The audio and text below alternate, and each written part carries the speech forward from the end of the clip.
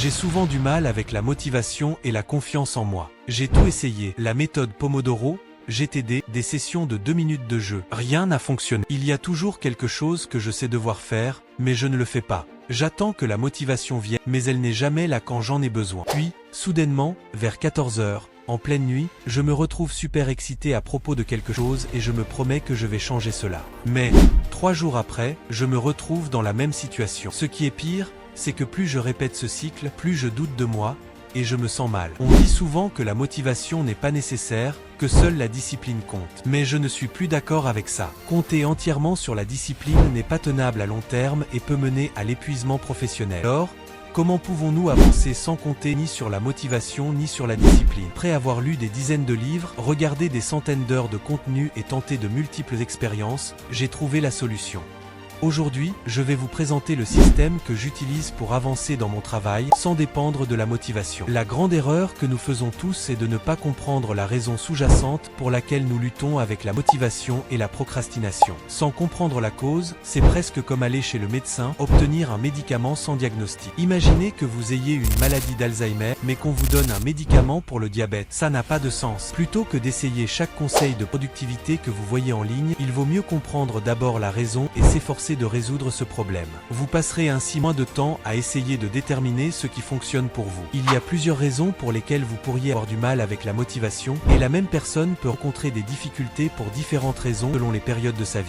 Aujourd'hui, j'ai décidé de parler des causes les plus courantes. Manque de clarté, sentiment de surcharge, épuisement professionnel non réalisé et manque de système. Si d'autres raisons vous intéressent et que vous voulez savoir comment les résoudre, restez à l'écoute de mes prochaines vidéos. Pour beaucoup d'entre nous, moi y compris, la lutte avec la clarté est un défi majeur. Nous avons appris, surtout dans le domaine de la productivité, que plus nous faisons, mieux c'est.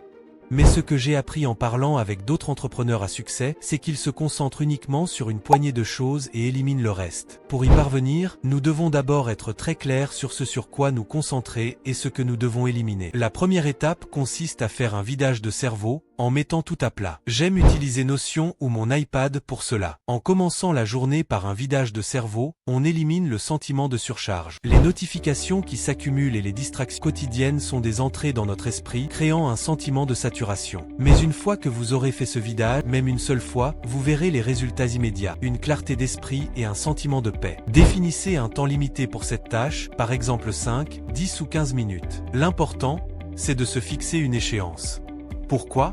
À cause de la loi de Parkinson. Si vous donnez 1 heure pour accomplir une tâche, elle prendra 1 heure. Si vous vous donnez 5 minutes, elle prendra 5 minutes. La deuxième étape consiste à filtrer votre vidage de cerveau et à lister 10 choses que vous devez absolument faire dans la journée. Ensuite, priorisez-les. Je suis personnellement très mauvais pour établir des priorités. Quand j'ai 10 tâches devant moi, je suis souvent submergé. Si vous êtes comme moi, je vous recommande d'utiliser la matrice d'Eisenhower pour diviser les tâches en 4 catégories selon leur importance et leur urgence. Le cadran 1 est pour les tâches importantes et urgentes, celles qui nécessitent votre attention immédiate. Disons que votre cuisine est inondée ou que vos toilettes sont cassées, comme cela m'est arrivé il y a 2 semaines. Ces tâches doivent être faites en premier pour éviter le stress et les conséquences négatives. Ensuite, nous avons les tâches du cadran 2, qui sont importantes mais pas urgentes. Souvent, elles n'ont pas de date limite, et nous les repoussons en disant toujours un jour je m'y mettrai, mais ce jour ne vient jamais. Une fois que j'ai commencé à m'engager sérieusement dans ces tâches, comme m'entraîner régulièrement, j'ai vu des résultats impressionnants en 2 ans. Peut-être que mes muscles ne sont pas visibles ici, mais je vous montrerai des photos pour vous prouver que je suis en bonne forme. Enfin,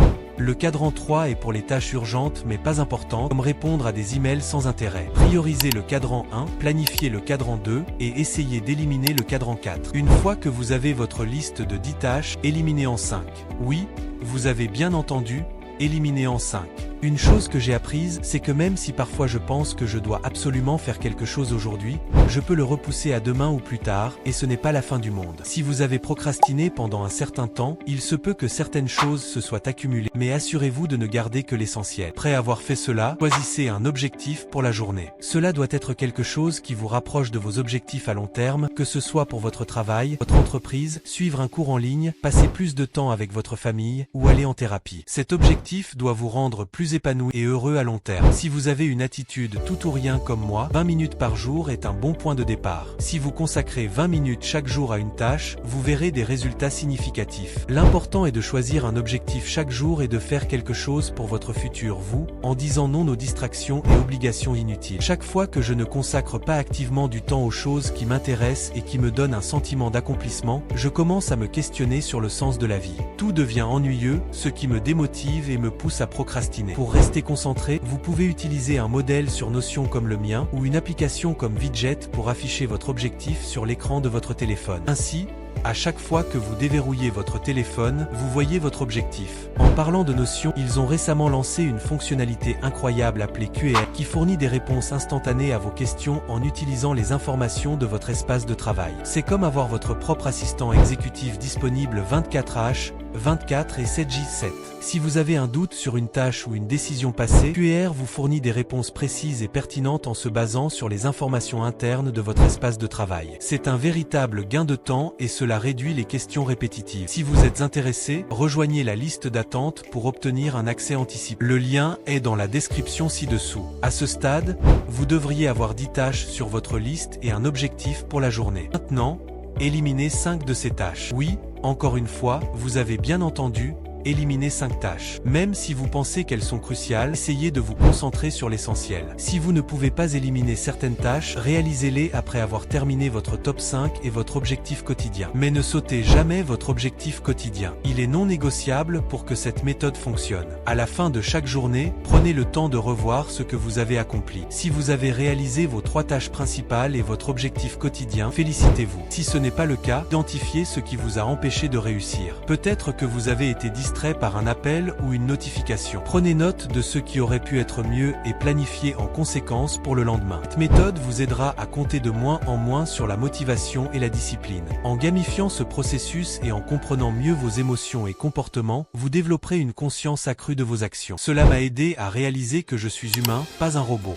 Comprendre votre situation, vous adapter et savoir quoi faire dans ces scénarios vous aidera davantage à long terme. Si vous avez aimé cette vidéo et que vous l'avez trouvée utile, je travaille actuellement à la création d'une communauté où je pourrai me connecter avec des personnes partageant les mêmes idées. Je prévois également de créer un guide principal, peut-être un mini-cours ou un PDF, sur la gestion du temps pour différentes raisons. Aujourd'hui, nous avons abordé le sentiment de surcharge, l'épuisement, le manque de clarté et de système, mais il existe d'autres raisons pour lesquelles nous luttons avec la motivation. Ce guide vous aidera à comprendre ces raisons et à développer un plan d'action pour les surmonter. Alors, si vous voulez aller plus loin dans cette démarche, abonnez-vous à la chaîne et activez la cloche pour ne pas manquer mes prochaines vidéos. Je suis très excité à l'idée de partager davantage avec vous et de construire cette communauté ensemble. Vous pouvez aussi laisser un commentaire pour partager vos propres expériences avec la motivation, la procrastination ou la productivité. J'aime lire vos retours et cela m'aide à créer du contenu encore plus pertinent pour vous. Merci d'avoir regardé cette vidéo jusqu'au bout. N'oubliez pas de prendre soin de vous, de vos objectifs et de votre santé mentale. Parce qu'au final, ce qui compte, ce n'est pas de faire le plus de choses possible, mais de faire les bonnes choses, celles qui nous rapprochent de notre vision idéale de nous-mêmes. À très bientôt pour de nouvelles astuces et inspirations.